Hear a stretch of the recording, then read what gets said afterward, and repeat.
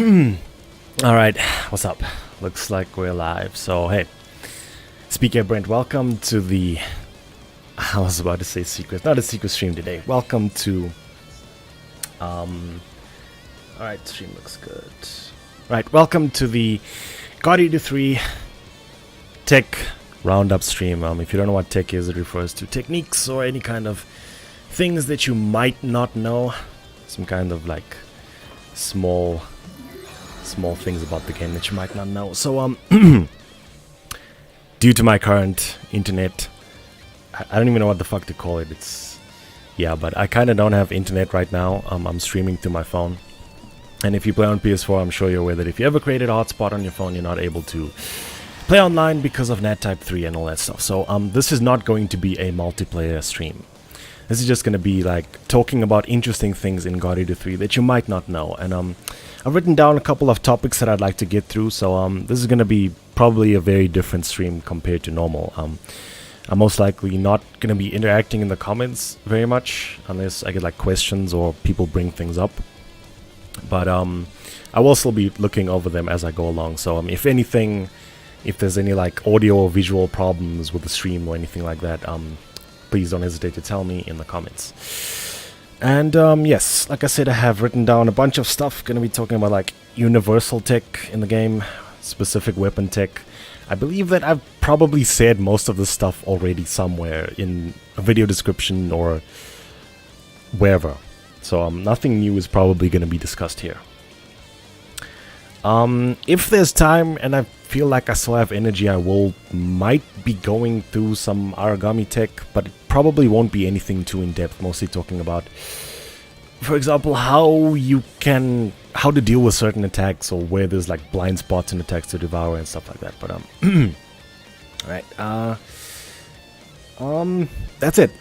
Let's get to it. Let's give GE3 this dead game some love. If you don't know right now, there's actually a GE3 festival right now happening in Akiba, I think.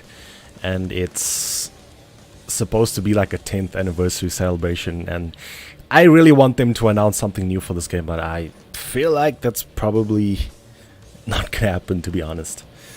And oh yeah, another thing, usually when I do like videos discussing tech and stuff, they're very concise. I usually try to keep my stuff like under 2 minutes, 4 minutes.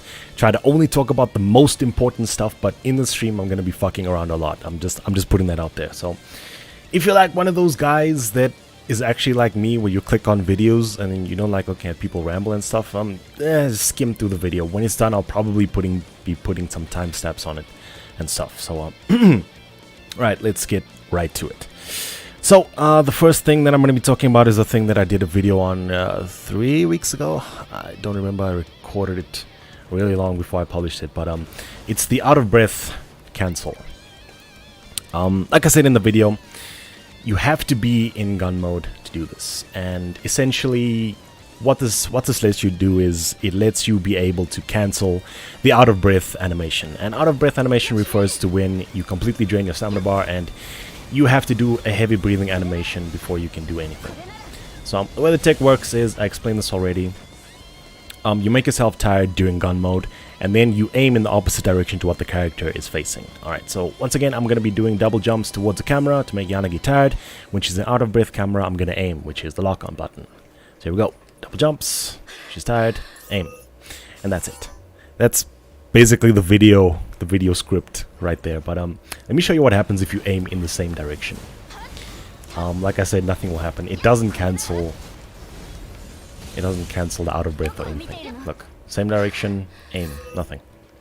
I mean, you can turn around while tired, but that's it. I managed to beat Iron in the farming plus 60 Godox now. Right. Oh yeah, that's actually a good thing to go through. Thanks for that. I can go through this farming god arcs. I made a video on that also a very long time ago. A lot of people are asking me if it's still relevant and still works, but I mean, it does. Just use a custom bullet on quick draw mission and you're done. I mean, that's it. Anyway, so the interesting thing with this out of breath cancel is that thanks to he's going by Yoshwell now.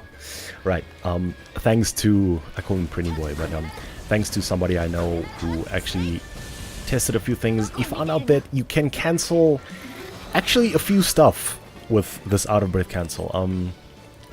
Let me just jump in a mission because you're not able to do like link aids and item usage and stuff in the training mode. But what was actually found out was that with using this out of breath cancel, which is essentially just aim while facing in the opposite direction what the character is facing in gun mode, you can actually cancel a lot of stuff. For one, you can cancel link aids, which I think is a very big deal. You can cancel item uses as well.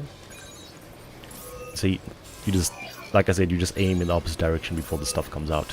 And you can cancel commands as well. I don't actually think they work though, but you can cancel them. You can cancel link aids. I'm actually under the impression that if you could always be in gun mode, you could probably cancel anything with this tech. But yes, it's limited to gun mode. And yeah, I mean, I feel like that's pretty much... Yeah, I'm just trying to think if there's anything I'm leaving out. No. That's the out of breath cancel. Use this tech. It's really, really good. It makes weapons like Scythe and Boost Hammer and Biting Edge, all those stamina-hungry weapons, it makes them very, very good. One thing I did notice was, by the way, I do play this game on Steam, but my PC is really potato, so it doesn't really run too well, and I was trying to do this tech on Steam, and it wasn't working out so well, but it's probably can be attributed to my PC being ass, but I don't know for sure. I don't really enjoy playing this game on Steam because it runs at like fucking 15 frames. So yeah, so let's move on to the next thing. This I believe I've talked about in a previous stream once upon a time. I don't know when, but this is the reverse card cancel. I initially learned from this from a Japanese player called Selika-san. He's currently playing Hajimari no Kiseki now, but he'll probably be back. But anyway, essentially what this refers to is it's actually very similar to the out of breath cancel, but you can cancel sort of the time that you put up your shield. I'm trying not to use fighting game terms, goddammit. You can cancel the startup of your shield time with a turnaround. Okay, block during the turnaround animation. Yeah. So look, I'm equipped with a tower shield right now, and look how long it takes her to put up that tower. Let's zoom in. Look at that. It's heavy, man. It takes all that time. But if you block during the turnaround animation, it actually doesn't come out. Look at that. So you can use this to cancel certain attacks, and with the Buster, it's actually really good. This is actually like how I learned from this from Selika-san, was you use the Buster Blade, and I believe I saw him do something like this. But yes, so this is very good for tower users. I know that some tower users who do look for like just guards and stuff. If you like, let's put it this way: some origami are really quick. And if you stand up really close, certain shields, well, tower especially, you're not really able to put up the tower in time unless you predict. But sometimes your prediction doesn't come out quite right. So, good example is, let's say like, Balmang or Havakiri or something. Let's say you're trying to react to you're trying to like predict their quick attack at close range. If I was a tower user, by the way, I do kind of play tower a little bit. I'm mostly known for buckler work, but I do play tower. I play a splash of tower. I mean, I don't have a lot of videos to sort of back that up, but I do play a little bit of tower when I play some ranked ones. But the way I play tower is I have a habit of facing away from the origami. And I stand in the same places where I would do my buckler stuff. And when an attack would come out, like one attack that I like to use as a good example of attacks that you have to predict to guard efficiently is Winged Peter's his left quick wing swipe. I'm very bad at naming attacks, but if you fought Winged Peter, you probably know exactly what I'm talking about. So I know that someone said that you have to like count his head stuff, but you can react to it if you expect it. So the way that I react to it is that I always expect it, but so that might be impractical for some people. But anyway, so that I would deal with that with towers, I would face the opposite direction to the origami, and then when I think the attack would come out, I would start a guard turning around like that. And then if the attack doesn't turn out, if the attack doesn't come out, I just let go of guard. Simple. And then see, I'm not like stuck in the tower animation. Because if you face in the direction of the attack, there's a lot of time before you're able to move again. But anyway, this is kind of an extension of the turnaround animation. If you actually watch this video in its entirety, you'll probably see that this turnaround thing appears a lot, because there's another thing on Charge Spear that's basically the same thing as this. But yeah, let's move on. Next one isn't necessarily tech. I mean, some of the stuff in this video I'm probably going to be going through is like common knowledge that you should know, stuff that you should be making use of. I mean, but this one is Changeable Combo Action. Okay, combo action. Wait, let me put the default on first. Action. There. Right. Combo action refers to. Let me put the weapon that I use the most. There we go. Right. So on PS4, the way that you do, I believe it's called gun combo action in English. I don't know, but you press R1 plus X while you're doing things. While you're attacking, while you're stepping, while you're guarding, while you're doing any kind of action that's not in the air, you press R1 plus X, and then you basically like do a quick change into your gun. This can actually be changed. The default one is this like flip thing. It's very, very good for like healing people when they're getting fucked and stuff like that. But if you play like ray gun and you want to do your article reserve, you can actually change it to that. So in the options, it's under action, and then it's called gun combo action change. And then there's two versions. One is the one that I showed you, which is the flip, and the other one is your actual gun special action. So if you use, I mean, I'm sure you know, assault gun has the backstep, right? So if you do R1 plus X while you're doing this shit, you get the backstep out, and that's it. This is not, like I said, it's not a special tech. I mean, everybody should know this, but I mean, this can actually help to accentuate your playstyle a little bit. Just, I mean, try it out. Obviously, the gun special action for sniper will not work in battle simply because you're not able to deploy the stealth field while you're in battle. So yes. Right. Next one. Okay, I think for these two, I actually need to be like in a mission with a teammate. So let's go ahead and set that up. 21. And then let's actually wear some decent equipment. What is it called? LKB, I believe. Yes, there we go. Ah, shit, I almost went out of that tower. Okay. Alright. That's pretty much all I found. I didn't know about the command thing. Yes, I'm actually planning to use that guard cancel command thing to like taunt Aragami because that's what I'm doing now, I guess. Right. So the next one is, again, it's not necessarily tech. It's just like something that is kind of worth talking about because I mean, this game doesn't really explain a lot of shit. But this one is firing link burst bullets in the air. And this is simply because what's the terms that they use in hunting games? This is less time lag, I believe. There's no recovery essentially, and you can actually cancel them into a dive. So let's just get another 3. The backhand. Right. So hey, she's actually pretty good at healing. This is actually my sub character that I barely use. But anyway, so check this out. R1 plus triangle to fire the link burst bullets. I'm sure everybody's aware of this. I've done a video on this as well, very long time ago. But it does have a firing animation. It's very short. I mean, it's arguable that this tech isn't even that good because the firing animation isn't that too long.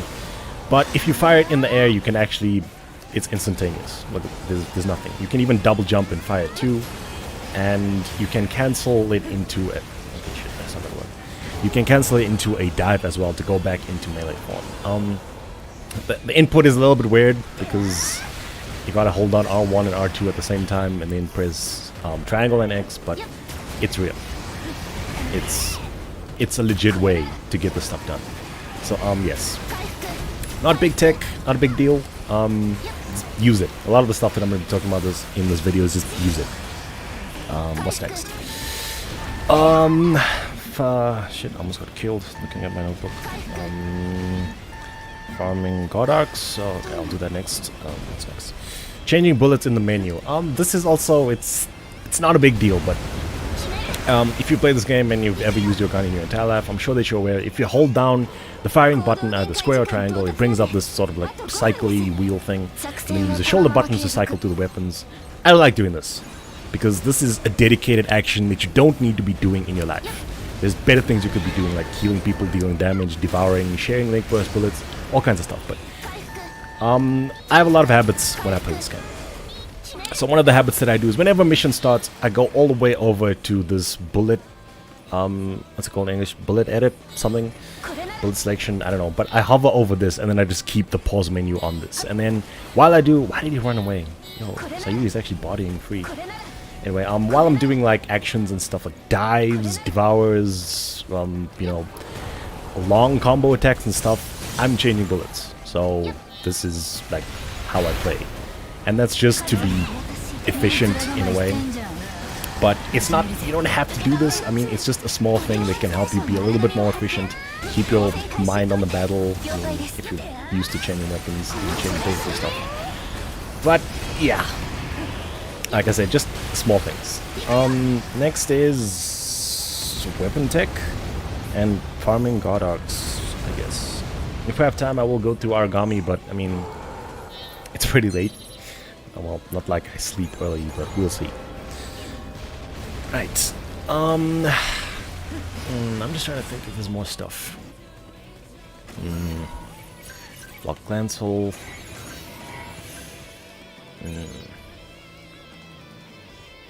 I don't know. You know, recently I was playing the version 1.0 of God Eater, and it's a very different game.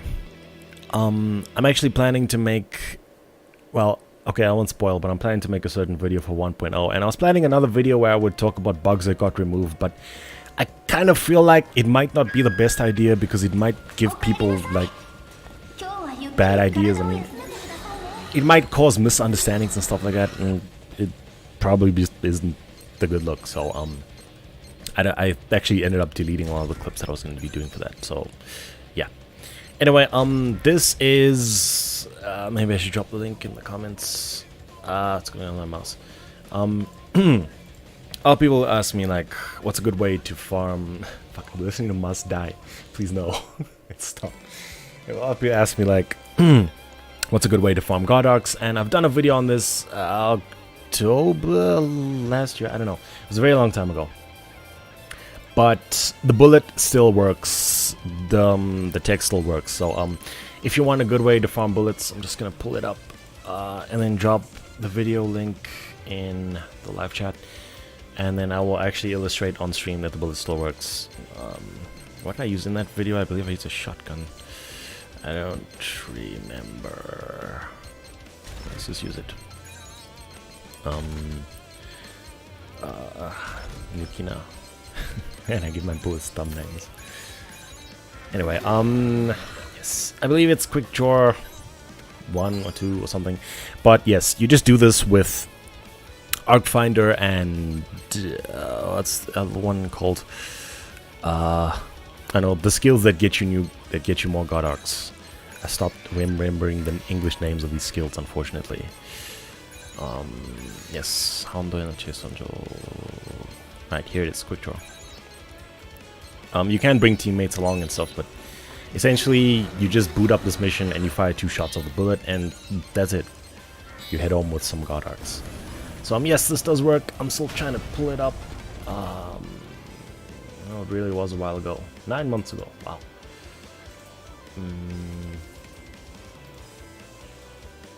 What's going on with my mouse? I'm trying to do this with one hand and still body these spiders when they appear. But anyway, yeah.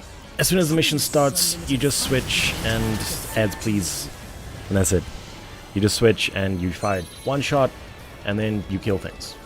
Sorry about that. That was an ad that appeared on my video. Because I'm trying to share this damn link. Man, I hate YouTube sometimes. And that's it. Easy. There it is. Arc Finder and Efficient. That's what it's called at level 5. Yes, that's correct. Thanks for that. The quick draw bullet is still awesome. Yes, it still works on 2.50, latest version of the game. Probably one of the best ways to farm arcs. I mean, the stream is getting a little bit prickly there. What's going on? This is the life of potato internet.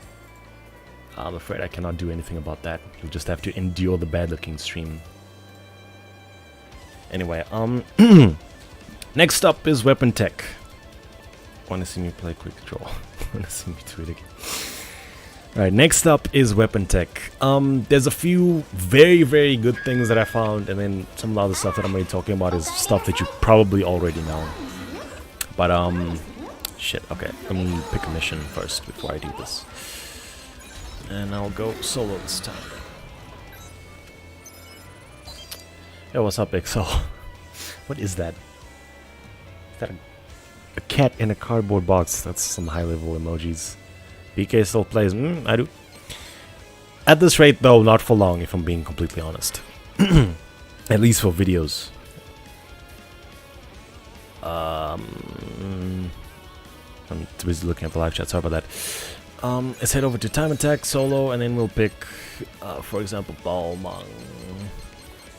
Actually, though, one of the reasons why I wanted to do this tech run-up stream was to sort of, once again, do another stream test, but kind of like in a different format because I'm tired of doing just like basic-ass stream tests. What have I been up to lately? I've been practicing a lot of DMC5 and playing a couple of RPGs that I've been meaning to get around to for like 10 years. I haven't really been recording much God Eater stuff lately, but this game kind of died like last 3 months especially, but ever since Genshin came out, yeah, it's been like very, very, very dead. I've been memeing that on Twitter as well. Right now, weapon tech. This is huge. This, I almost... Okay, I had to change my pants when I found this. This is big. So I'm going to be going through all the weapons, and right now I'm going to be talking about short blade, long blade, etc. But for short blade, I'm sure you're aware that one of the pulls of the short blade, one of its unique tricks is that it has an air step. But the air step I found actually has invulnerability, and you don't need Phantom to do this. So this is... It makes this weapon one of the best weapons in the game, in my opinion, because, I mean, a lot of people like to complain about God Eater not having invulnerability on their steps, or it being locked behind 2 combo enders in the Phantom Axle trigger and all that stuff, but this is really good. It does make some weird stuff happen because you start to see how much hitboxes really linger in this game, but it's very, very, very good. Just use this. I mean, if you play short, this should be your shit. I'm looking for that dashing attack. Among, please. Okay, this man is a clown. Yes, it does indeed have iframes. It's... yeah. It makes this weapon extremely good. Why are you jumping on so much? Other short things, like I said, I'm not gonna make this a guide video because, I mean, I've already written a guide on all the weapons in the game. That's on my website, so if you want more information on these weapons, go ahead and check that out. This man needs more space to run cleverly. But yes, it's very good tech. If you play short blade, use this. Sometimes it doesn't necessarily replace just guarding because, like I said, attacks linger a lot. So like AoE attacks, like breath attacks, all kinds of attacks that have like projectiles on the stuff that's on the screen that stays for a while and all that stuff. You're probably gonna get clipped after you come out of the air dash. So just be careful about that. Short blade. Yes, this is short blade only because short blade is the only weapon in the game that has an air step. If you want to use invulnerability frames on the steps of any other weapons, you're gonna have to use the Phantom Axle trigger. And yes. Right, so if you're just joining the stream, this is a God Eater 3 tech stream. I'm just gonna be going over things in the game that you might not know, or you probably do know, but there's cool things in the game that are worth talking about. Mostly because I'm not able to play multiplayer because, well, I don't have internet right now. Streaming to my phone. Right, next up is long blade. Somehow long blade, how do I put this? It's a lot of people know that I don't like this weapon, and I have my reasons for that, but I mean, I'll keep my bias aside. Long blade tech. This is a very well-balanced weapon. One of the reasons why I don't like it is that it does not particularly excel in any one aspect. But that's just my gripe with the weapon. I do think that Soul Splitter is a fucking sick blood art. Probably burst art. Probably one of my favorite burst arts in the game. But this is a good weapon. I like this weapon a lot. I like playing this weapon with no burst arts especially. But long blade tech. There's only two things that I can talk about because I'm not really a long blade boy. It's not my weapon, but I do know a little bit of stuff about this weapon. But this is something that I saw from Suzu-san, very good God Eater player who also does a lot of like examining tech in the game. But as you're aware, I'm sure that everybody knows that there's this thing called zero stance. I complained my balls off about zero stance. I wanted zero stance to let you cancel any attack at any time, and I also wanted an air zero stance, but that's beside the point. Zero stance restores your stamina. It actually restores a lot of your stamina, but if you use... I don't even think you have to use the turnaround guard cancel that I talked about in the beginning of the stream, but if you block cancel zero stance, you can actually regain stamina like really quickly. So what I'm going to do here is I'm going to do zero stance, block, zero stance, block, zero stance, block, and I'll probably have full stamina like in 5 seconds. Yes, it makes this weapon... Just do this, please, if you play long blade, just do that. Or use the out of breath cancel, just please do that. But you see, long blade isn't necessarily a stamina hungry weapon. I feel like if they gave the boost ignition stamina gain, that would be nice, but I mean we can't have nice things like that, so right. Buster, honestly, I cannot think of anything special to talk about Buster. This is a very good weapon. It's a very straightforward weapon. It's actually not what it seems, because Buster kind of gives the impression that it's like big and slow and all charge crush focused, and it's kind of not. It's just a decent weapon. It's very good. I used to play the shit out of this weapon. I'm so tired of it, I don't play it anymore. That's all.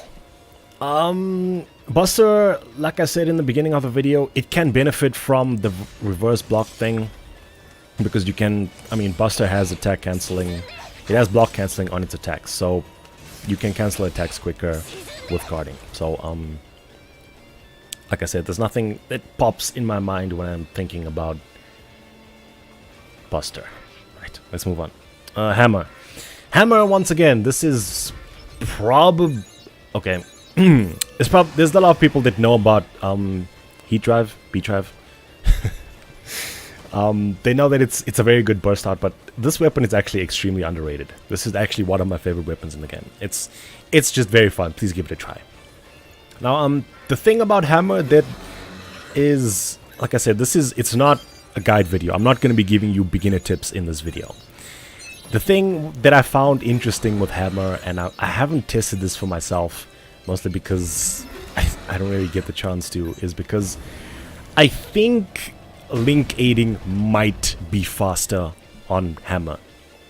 And this is because it's the only left-handed weapon in the game. The stance is left-handed, so the link aid animation is slightly different, and it looks kind of faster to me. It probably isn't. Most likely isn't, but it might be. But anyway, that's link aid animation, I think. But anyway, it looks different on Hammer, so someone told me it is. I didn't go test it for myself, but it might be. Anyway, just play Hammer. It's a good weapon.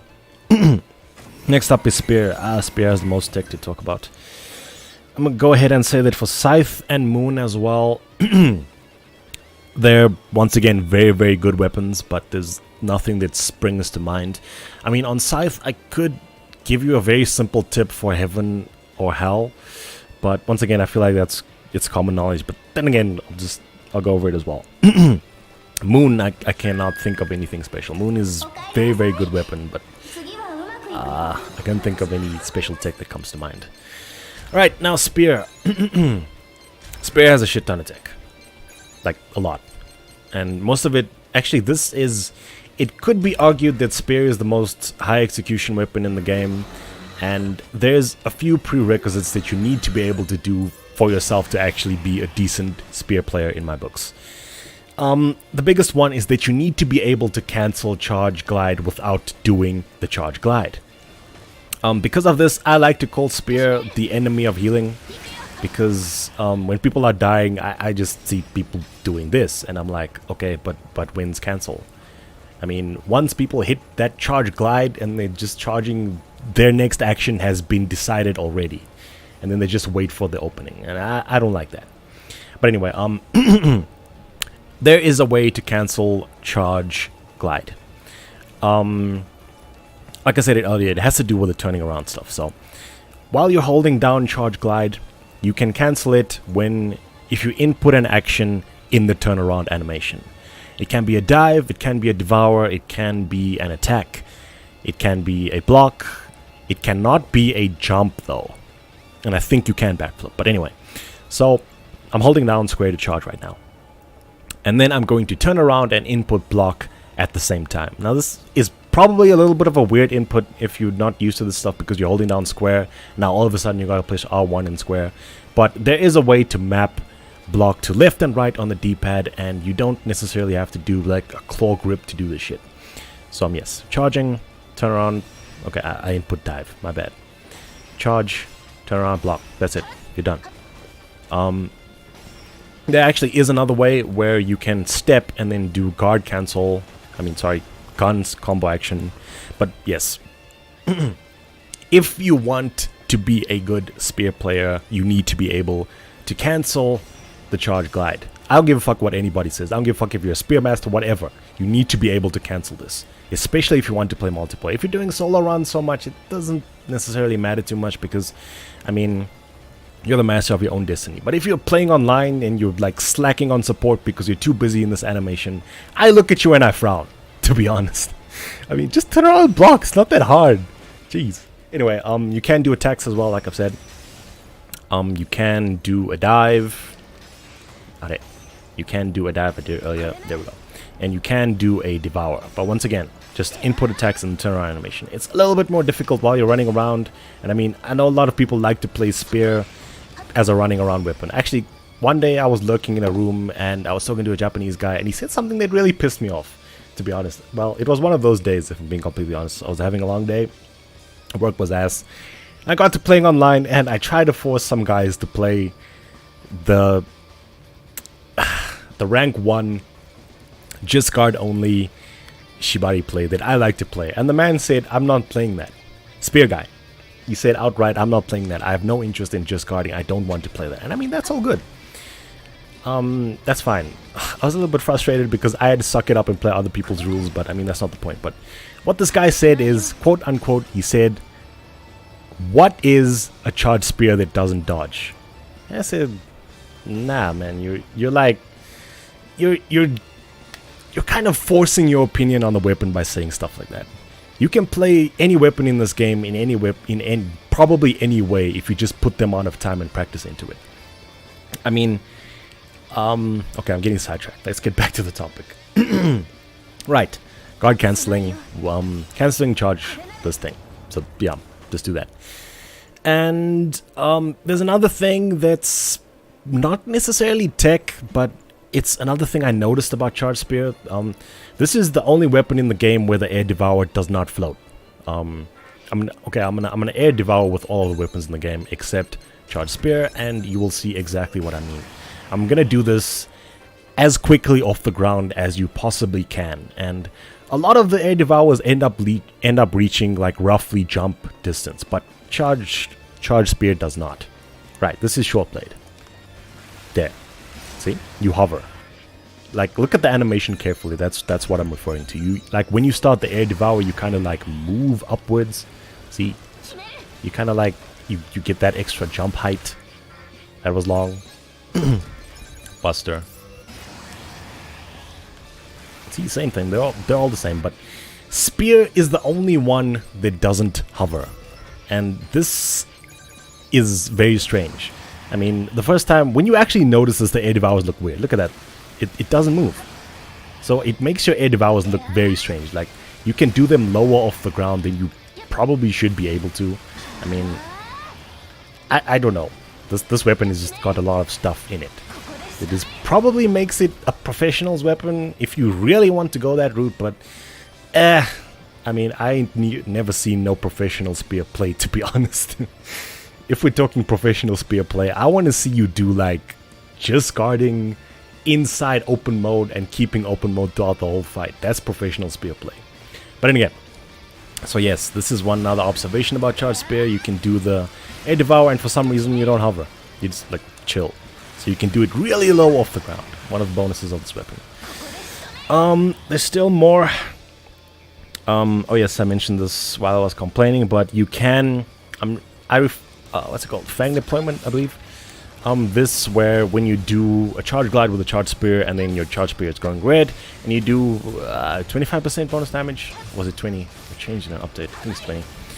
But yes, this you actually can just guard attacks with this. You can just guard attacks during open mode or fang deployment and maintain the fang deployment. You can do it with a dive, and you can do it with the endless burst unit Joshua found. And I'm just trying to think. Okay, talking about open mode a little bit more.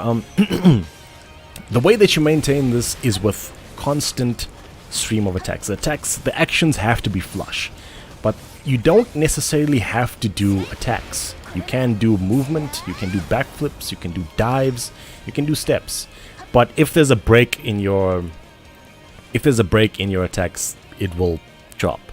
It's kind of similar to if you've played Crimson Ashlands, there's one anomaly that says it's essentially the combo master burst unit, but it says you get a damage boost after attacks above stage 5 or something, I believe, but it's actually the same thing as this. And if you do like flush attacks with any weapon, you can get that boost in the Crimson Ashlands. Right. It's not necessarily tech, but Yormonger, the Buster Blade, can be triggered from 3 different parts of the base combo, since it can be triggered from the second and third square hit. Yes, that is correct. Weapons have special skill. Press cross for switch. Different skill for different weapon. Huh? Get ousted BK. That's been a thing since GR. But it's such a truly hard whip. Barely people any care. You know, this weapon has a lot of potential. But the biggest thing about this weapon that I found is that it's not for me. And like whatsoever. This is it doesn't mesh with my playstyle at all. I mean, I've set it up in a way that's very similar to how I play short blade, but even then I'm not able to maximize the fang deployment the way that you should. I mean, I can use it in speed runs, but like if I'm doing like just guard focus runs and stuff like that, it's not my kind of weapon. Really, really good weapon though. Ichizero is the one I've seen who's very damn proficient at using it. I haven't really watched a lot of his stuff recently, to be honest. Then again, I haven't been watching a lot of God Eater 3 stuff, like, at all. Yes. I'm just trying to think if there's any more spear stuff that needs talking about. No, I've pretty much... I think I've covered the main things. If you want to be a good spear player, learn how to cancel... Okay, let me put it this way. If you want to be a good spear player, learn how to do this. Fact. I keep messing up my macros. I believe I changed them for some reason. Anyway, learn how to do this. That's all. Anyway. Next up is... I'm gonna skip Scythe and Moon because... Alright, right. That's not... I wanted to talk about something on Scythe. And that's Heaven or Hell. Heaven or Hell is a burst art that is really strong. I mean, if you use it, you know exactly how strong it is if you use it. But it does have kind of an activation requirement. There's a small-ish window. It's not necessarily as small as it used to be. It used to be like very small. But there's a few tricks that you can use to do this. One is play the game on a stable frame rate. PS4 is not that good, to be honest. Game runs at like 35 roughly. But yes, play the game on stable frame rate. And look at the ball. At the base of the scythe, there's like a ball that glows. It like shrinks slowly, and if you've played rhythm games in your life, you've probably seen something similar. And then it has a flash. What you're supposed to do is press the Fang deployment, Cleave Fang deployment again when you see that. And that's it. But another trick that I like to use is look at the right leg. Look at that leg. Look at it. Don't look away. Anyway, on the right leg, if you press as soon as the right foot touches the ground, you'll hit it almost all the time. Look at the right foot. There it is. So, yes. But I would recommend probably not trying to rely on this because there's sometimes when there's fuckery on the screen and you cannot see your right leg. So, yes. Once again, practice makes perfect. Moon. There's nothing I can talk about Moon. Probably... it's the weapon in the game that has the single strongest burst dot. Moonlit Dawn. And Izayoi. Lunar Orbit. So, yes. Next up is Edge. Biting Edge. There's only one, like, unknown thing that I can think about on this weapon. And... I'm just trying to think. Oh, yes, there is another thing. One thing with Biting Edge is it's known for being a very stamina-hungry weapon, and people that don't play it like to underestimate how much damage it does. This weapon is fucking strong. I'm gonna tell you that outright. This Halo, or what's it called? The Halo Assault shit, it's very strong. And it is stamina-hungry, so once again, use the out-of-breath cancel stuff that I talked about in the beginning of the video to get a lot of damage out of the Biting Edge. Not a lot of people like to use like the BRT burst unit to like, you know, just skip out of breath status and stuff, but I don't know, I feel like you don't need it, but I mean, to each their own right. Anyway, as I'm sure you're aware, Biting Edge has two stances, basic stance, and then you put the two blades together, and then you have this glaive mode, right? And the sort of like bad points about the glaive mode is that you cannot devour, you cannot regain stamina, and there was one more something. But anyway, so a lot of people, I mean, the way the battle flow goes with Biting Edge is that you devour while you're in normal mode, and you regain stamina in normal mode, and then you go back to glaive mode to deal damage. That's probably how you'll get the most out of Biting Edge. I mean, I have quite a few videos where I don't play Biting Edge like that. I play it just as like dual blades, and it's not necessarily like it won't stand up to the best weapons in the game, but it's fun, and that's what matters. But when you're in glaive mode, there's two ways that you can get back into dual blades mode without doing the basic switch. This is the basic switch. One is when you're in glaive mode, you just change into gun mode. But that's it. You can take this a step further and then do a cancel into the gun special action, which is what I end up doing a lot. You can do this from a step as well. Then there's the one that probably people might not know about, and that's if you attack during the diving portion of the dive, you will go back into dual blades mode. There. So, yeah, you can do it with the triangle attack as well. But if you wait too long and you come out of the shield bash portion of the dive, you'll put them back together, and then, yeah. Also, if you crash into the origami, so if you try and dive at point blank range, I'm under the impression that you're not able... Fuck, I missed. I'm under the impression that you're actually not able to do this. Yeah. So, yes. That's Biting Edge. There's actually another thing about Biting Edge that's mildly interesting. I haven't done this in a while, so I don't actually know if it's been removed, but Biting Edge has a triple jump. You do a double jump, and then you switch, and then you do another jump.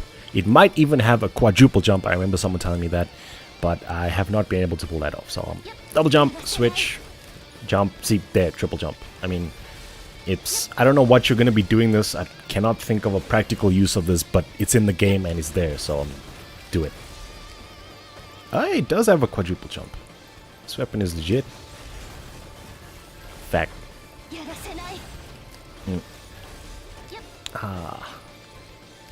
Why is it so inconsistent? Hey! How's that for airtime? Anyway, that's it for Biting Edge. I think you can reduce flashing blades and lag by using zero stance after it. That's the burst out that looks like Julius is on, right? I think. Yes, I think you can. I remember seeing that linking the Moon's Axe combo to stand attacks is possible if that counts. You can, but what's the point? Biting Edge. I'm just trying to think if there's anything else that I didn't cover. How long has the stream actually been going? Should be a while now. Alright, I'm just trying to think. About an hour, roughly. Okay, I will move to giving some very rough origami tech. I mean, I said in a tweet a while ago that if this game got a burst expansion or anything like that, I was actually gonna do... I don't know if you've seen my old Anubis guide from June last year, but it was very, very in-depth, extremely in-depth guide where I covered like every attack, what the hitboxes are, how to deal with it with different shield types and stuff like that. If this game does get an update, I probably will be going in on guides like that, but I mean, if it doesn't, I won't, and I will probably move on to another game before the end of the year, DMC5. But in the stream, since we got a couple more time, wins English. Since we got a little bit more time, I'll go over some very, very rough tech for origami. Starting probably with Ashborn, and then heavies, and then if I feel like it, maybe mediums.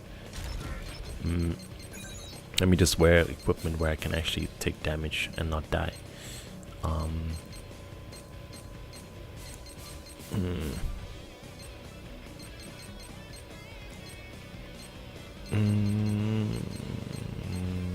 Okay. And then...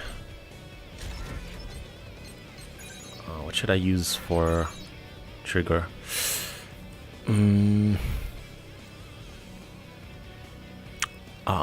Okay, let's use no trigger. And obviously the lifeblood of my life, JGC. Yeah. And okay, so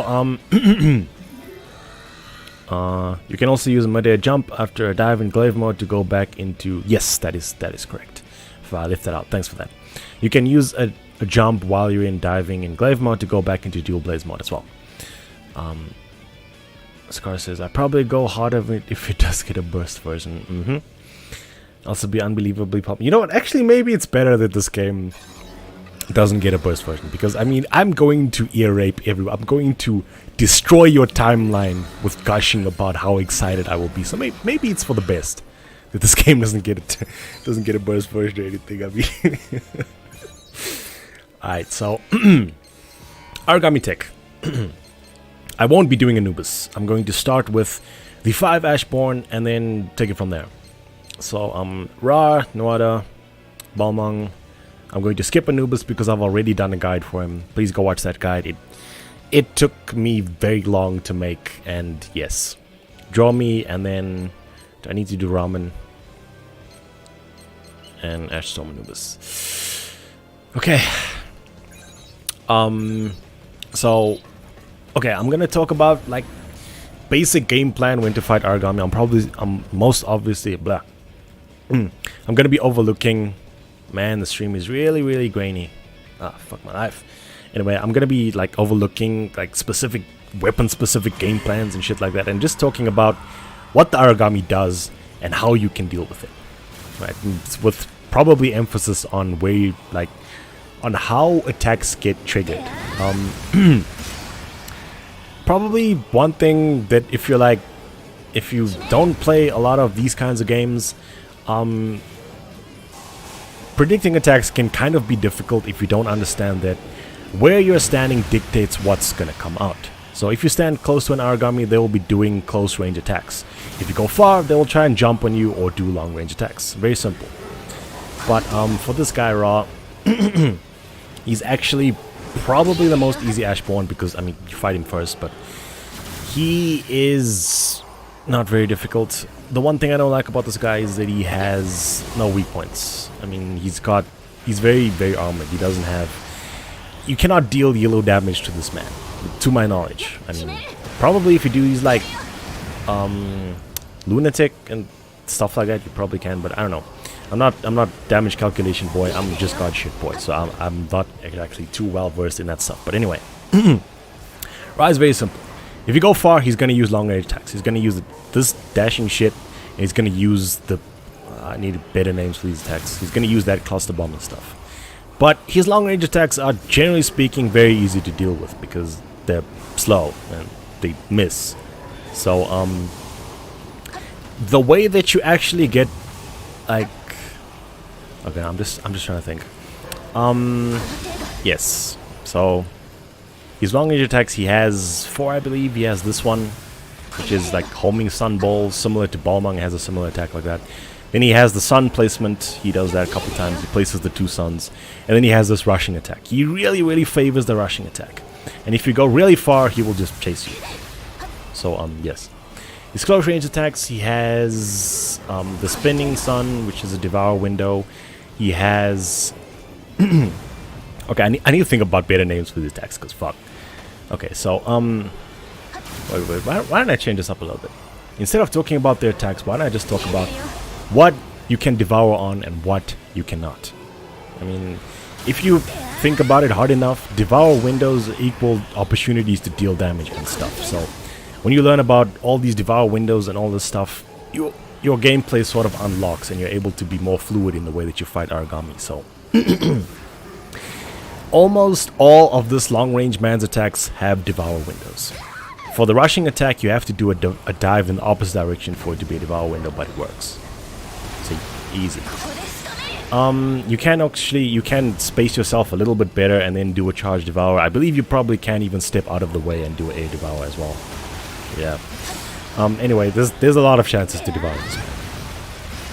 And yes, that attack has. Okay. For the attacks that don't have devour windows, his quick swipe doesn't unless you're behind him. But if you predict it coming out, you can step behind him. There's a blind spot behind him. If you play Biting Edge, you actually need to know this to fight him.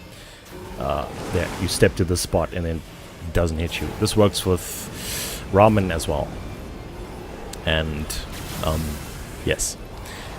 His Devour Attack is... Okay, let's get him enraged. Here's another small thing. Multiple hits increase the...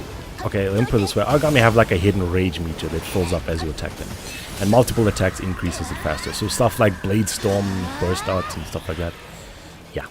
Anyway, there's a big ass Devour window on this attack if you're underneath him, behind him, or basically anywhere that's not in front of his balls. Yes. Very easy Aragami, I feel like. If you just fight him a little bit, I mean, there's a lot of stuff that you can learn. You can actually disrespect this man a lot. Same thing with Ramen, but if we're talking Burst Ra, there's a lot of stuff that you actually need to do. You need to respect him a little bit more. Don't know if I'll be going through Burst Aragami in the stream. I mean, I probably should, but let's first get through the 5 Ashborn and then we'll talk about that.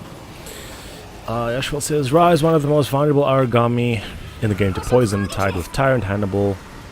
I think Tyrant actually has like extremely... I wasn't looking. Anyway, Tyrant has like really low status resistance to everything. Provided you've broken his backpack though. He's immune in front of his balls. Ha! I was waiting for someone to pick up on that. Anyway, that's Ra. Very easy Aragami. I mean, if you fight him a couple times and just like... Usually when you're posed with an Aragami that you struggle with, try to first start by devouring safely.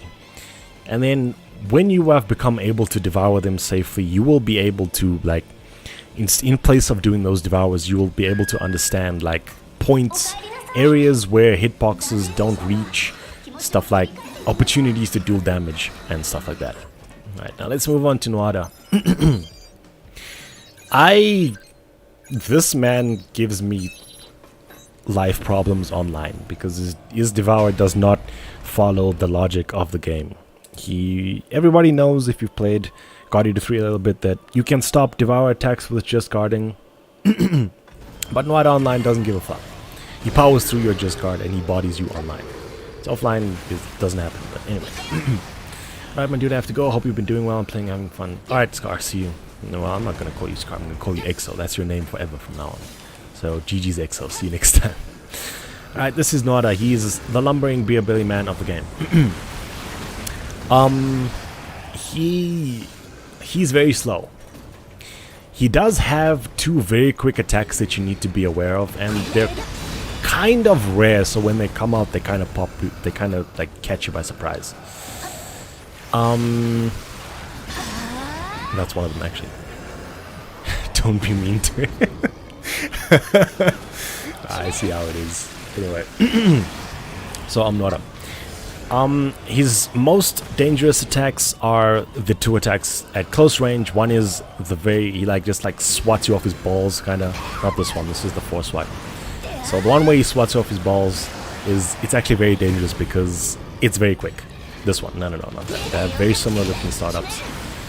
And he doesn't, you see, it's actually a very rare attack. That's what makes it dangerous. Come on, no.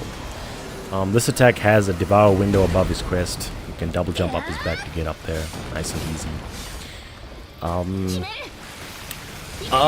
His swiping attack is this multi-swipes, whatever. This is his most common attack. You can safe devour from pretty much anywhere that isn't in front of his swinging hands, and you'll be okay. He doesn't want to do his ball swap. This man. Fuck. Not a please. But anyway, you know what I'm talking about. He kind of just backhands you off his dick. Real quick. That attack is actually pretty dangerous. Come on. You know, it's only triggered at really, really close range. That's it. The ball swat. That one. Get the fuck off my dick. That's the one. Yeah, that attack is really dangerous because it comes up quick. And then there's another one which is directly behind him, which is a backhand. That one is also dangerous because, well, I mean, if you're fighting Burst Nuada and by the time you see that attack come up and you're not blocking, you're probably dead. This base Nuada doesn't favor it that much, but it's sort of the same to his ball swat, but he turns around and does it. It's only triggered from behind him. A very dangerous attack. His long range attacks, he has, for dangerous ones, he has the spittle, I call it. He vomits spit on you. This shit. This is dangerous. It's not too bad when he's in base form, but Burst Nuada, he pukes so much of that stuff out.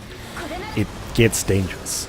It gets scary because if you've ever been trapped inside one of those piles of poison vomit, you'll know exactly what I'm talking about. Anyway, like I said, Nuada is very easy origami. His weak points are his arm and yes, his arm. So go for his arm, try to break his arm, use everything, slash, crush, pierce, whatever. Break his arm and then kick his ass. He's not a very difficult origami, I feel, outside of burst mode. If you fight him a little bit, you probably should be able to understand exactly how his patterns work, understand what he favors. You'll understand that he does this arm swipe shit a lot, and he likes to jump on you when you go far and stuff like that. And he's not too bad. Burst Nuada is another story though. Anyway, his Devourer Attack, please just guard this. I would like to request everybody in the world to just guard this attack, because when this man starts jumping around and the game lags, bad things happen. Let's just get him enraged. And bad things happen, I mean by someone else try to just guard the attack out of position and they get blown up. Stuff like that. Should be enraged now. There we go. This attack is, I feel like it's pretty easy to just guard. Now watch me get blown up on stream. Anyway. Yeah. So, I don't have anything special to say for Nuada. Maybe I should just skip to draw me. But actually, Balmung is actually one of the more difficult origami. From my limited testing, Tyrant is more vulnerable to poison than the other ailments. His bind resistance is fairly average, at least initially, since I have... How do you actually test that stuff? They do have some values in this, in the Japanese strategy guide, but they don't really explain them. They just say like 40,000 poison, and you're just supposed to like understand. The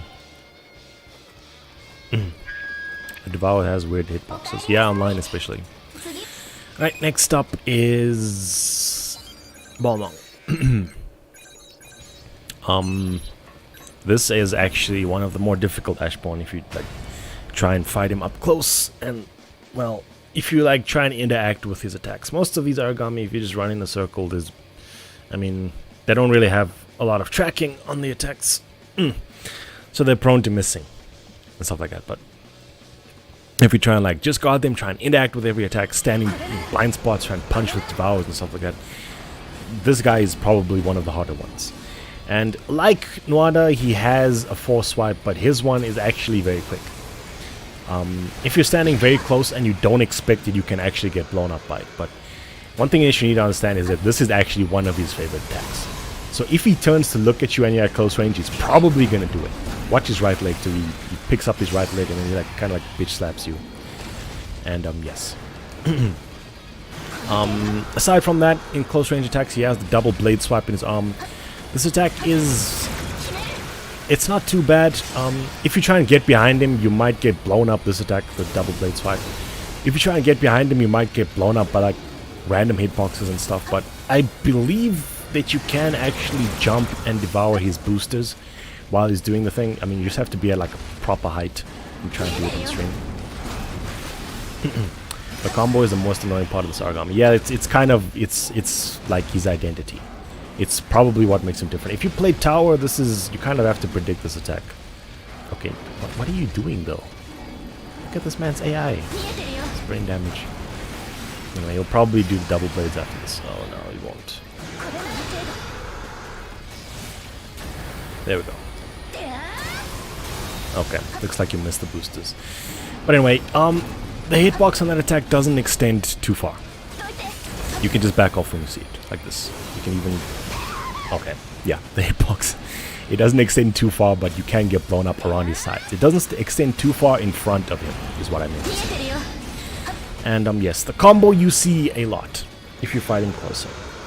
And Balmung's one of the Ashborn, when you start backing away from him, he does this attack, and this is...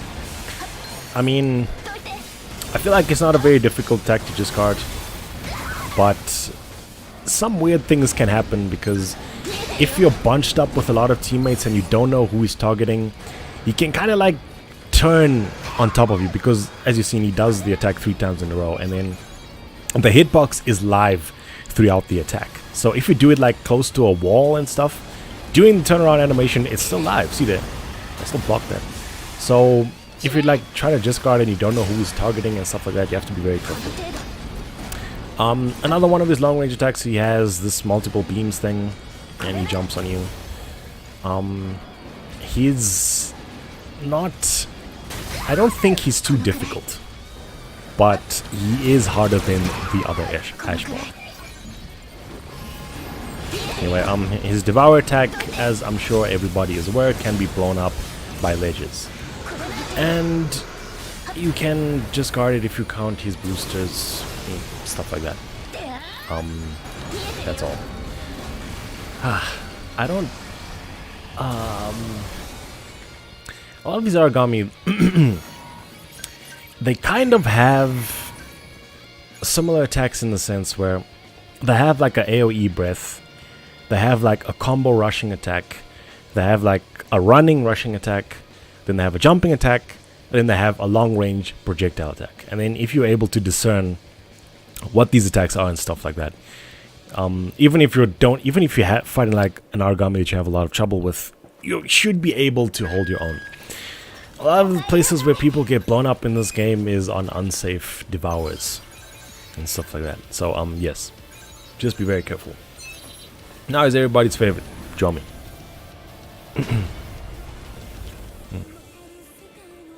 You think Balmung sounds like a dirty word? Oh yeah, it does. It'll be easy if they remove the combo. That stuff is really weird. It's not too bad, it's just that you need to expect it. It's one of his favorite attacks. So whenever you're close and he turns to look at you, he's probably going to be doing that. Because most of the time, you end up behind Balmung because he does... Okay, wait, let me just pause because I'm still talking about Balmung. You end up behind him a lot because he does like the claw combo and he does the rushing attacks and stuff like that. So if you end up behind Balmung and he's turning to look at you, he's not doing the breath, he's probably going to do the claw combo, or he's going to be doing the blades, the arm blades. A lot of the Aragami's AI is pretty much that. Alright, now Jomi is hitboxes the Aragami. He has hitboxes all over the place. And this guy used to fuck my shit, actually. He used to body the shit out of me. But that was because I didn't really understand like how his attack patterns work, and I didn't want to respect him as well. With Jomi, there's a few attacks you just need to respect. And the one that you need to respect the most is his most common attack. This. I call it Wild Rampage. But he bashes his face on the ground 3 to 6 times, I believe. If you run in front of him, he continues doing it. He does turn and track you a little bit, but not too much. But if you're near a corner, just be very careful. So that attack is one of his favorites. If you're close, he's either going to do... Okay, let's break it down. He has 3 or 4 attacks that he does at close range. One is the Wild Rampage, the one where he hits his face on the ground that I just talked about. The next one is the Quick Bite. The Quick Bite is not necessarily anything dangerous. And the next one is the Raw Shockwave, and the other one is the Spin Bite. The Raw Shockwave and the Spin Bite only appear if you're not directly in front of Jomi. Alright, so I'm behind him here. He's probably gonna... Okay, let's put it this way. Applying what I just said earlier about understanding what the Aragami is going to do next. He just did a long range attack, which is that running, head shaking shit. He just did that. So now I am close to him.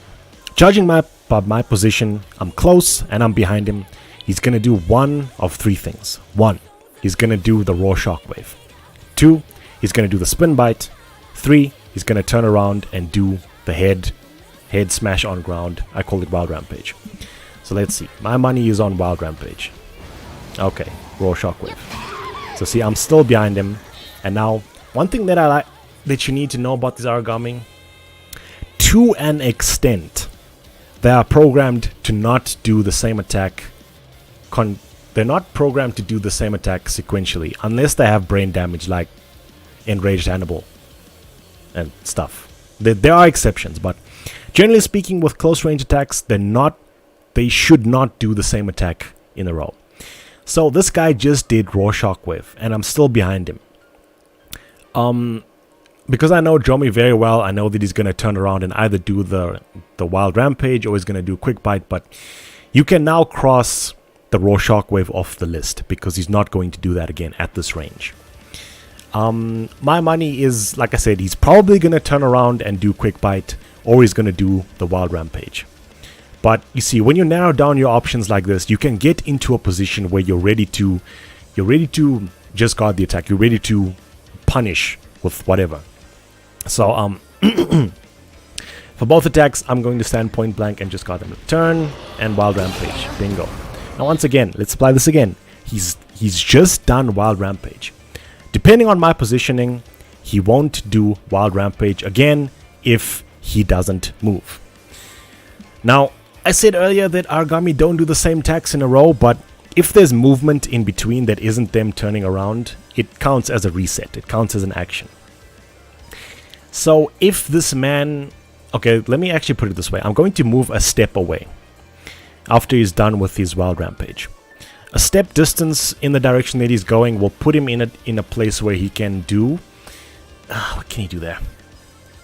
He'll either try and jump on me, or he'll try and walk towards me and do Head Rampage again.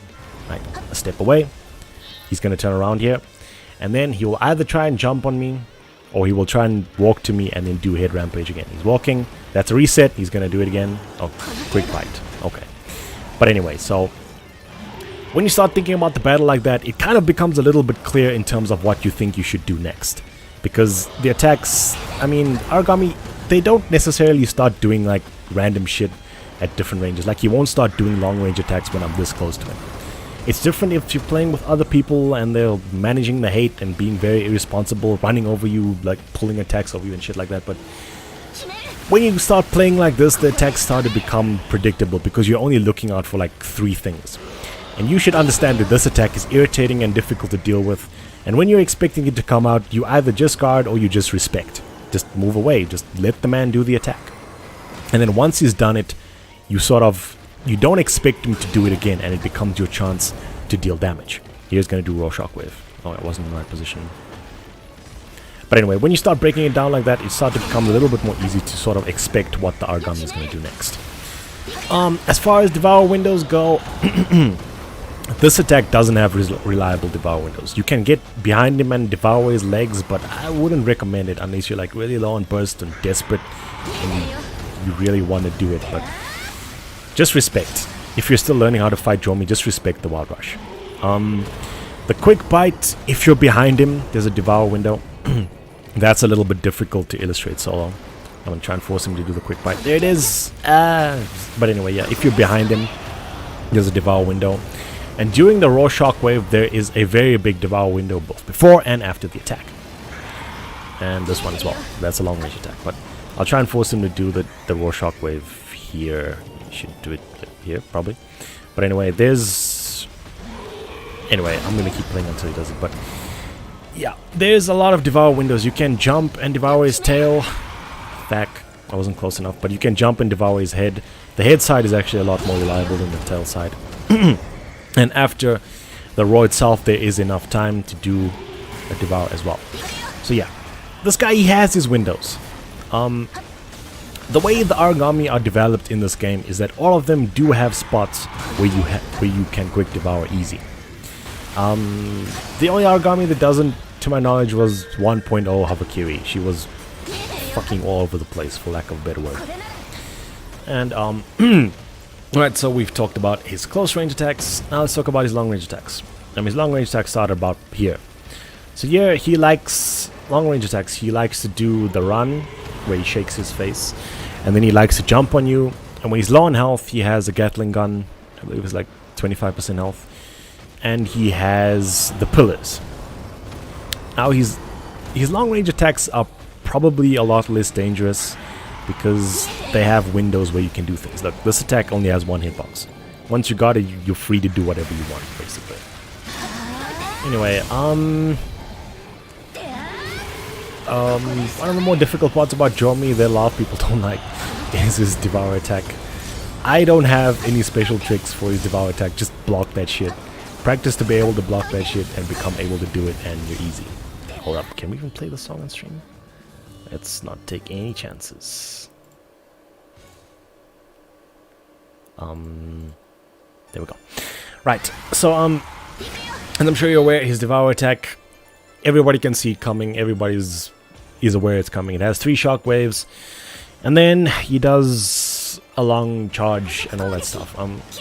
If you can, I highly recommend stopping this shit at point blank range, because it makes problems if he starts running around. He gets your teammates, he gets other people who are unsuspecting, and when he's devouring like that, he generally targets the most closest person. So if you run away, you had all the aggro and you run away, and then, I mean, the next closest guy is going to get blown up. He's not going to be expecting that devour or whatever. Just guard that shit. It's not that difficult. So there's like a cue that I have in my mind for all of the Aragami, like guarding them point blank. And Dromi's one is when his lips quiver. That's the only way I can explain it. Just look at this shit. When he's opening that mouth, those lips quiver like he's about to talk some shit. So just look for that and then jump and block. See, that's the quivering lips that I'm talking about. This lips quiver. Just look for that and then stop it. So yeah, if you think about a lot of the Devour attacks and stuff like that, if you start thinking about them as having cues like that, they start to become very easy to devour. Anubis is the same way. Anubis is as soon as you see the slime, the black slime. For Ra, okay, only Wild Boys just got Ra at point blank, but it's when he throws the ball, which is, I mean, you just kind of have to look at it. But for Balmong, I mean, he has the long startup with the 4 bouncing boosters, and for Nuada, it's when he jumps on you. But basically, Dromi and Anubis are the ones that you can guard at, like, legitimately 0 distance. Those ones, yeah. Use this fact: with every single movement, the speed upgrade possible, plus Ludo engage, you can outrun the Devourer. I think I saw that tweet actually. Yes. I should really practice JG on Devour attacks. It depends on how you play. I know that a lot of people like to use just guarding Devour attacks as a point of bragging and as a way to show skill in this game, but it's not necessarily necessary. But there are times when you need to be able to do it. If you play a lot of multiplayer, you need to be able to do it. I'm going to tell that outright. If you're fighting 2 Aragami at the same time, it's compulsory almost to not only be able to just guard the Devour attack, but stop it at very close range, because it fucks shit up. That's all I'm gonna say. There's nothing quite so saddening as when you're doing like your rank 1 whatever, and you're fighting 2 Aragami at the same time, 3 teammates, and the Devour attack starts, and then 2 guys run away, and then you're like, you don't even know what's going on. You're not even fighting that Aragami, and you get killed by it. Anyway, That's... I believe I went through the 5 Ashbourne. I'm getting a little bit tired of talking right now. So, I think I'm gonna end the stream here. I mean, I feel like the first half of the stream was a lot more helpful. I mean, when I talked about origami tech, I just wanted to actually talk about how you can go about understanding how the attack patterns work. And I mean, most of the attacks, they have patterns. Like I said, origami don't usually do the same attacks all the time. I can't believe you're watching this shit. Go sleep, man. So you'll duck Sesh, but you won't duck the stream. I see how it is. But anyway, back to the topic. So, yes. Just look at the patterns. Understand how the origami move, and then just take it from there. I mean, a lot of the attacks, like understanding how to deal with shit, you gotta get fucked by it a lot. That's essentially all it is. And, yeah. I'm gonna go ahead and stop the stream here. I do kind of still want to stream, so I'm thinking about restarting it and maybe doing like a solo practice stream and shit talk stream. But I think for the tech roundup stream, I'm gonna go ahead and end it here. So yes, if you made it this far, if you stuck with me for the whole stream, thank you for watching. And this has been BK Brent. And as usual, これはゲームであっても遊びではない. And I will see you in the next stream. I might even see you in like 10 minutes.